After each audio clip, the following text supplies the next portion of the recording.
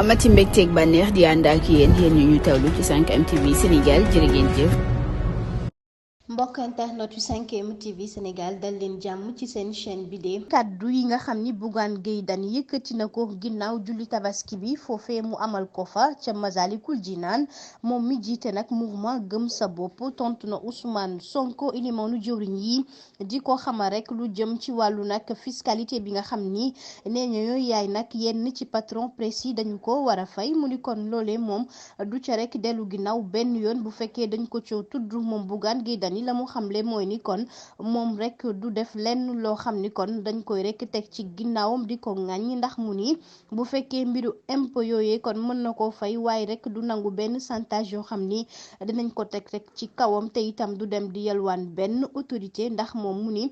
kon rek mu sàcc moo ko gënal fuuf rek muy daal di fen te loolee du ko nangu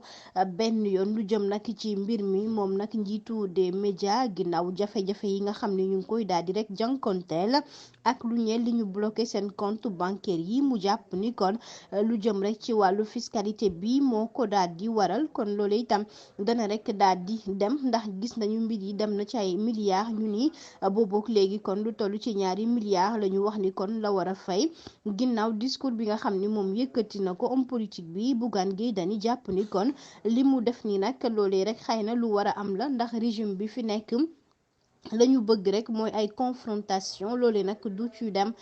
benn yoon ndax la mu bëgg rek mooy ni kon moom xeex mi da koy wëyal rek ndax dafay jàpp ni kon day dem ba jeex ndax ca la mu bëgg ngir mu mën koo am ndax nag daal di rek jàppale ca la muy liggéey ak ña muy liggéeyal loolu rek moo ko tax a jóg.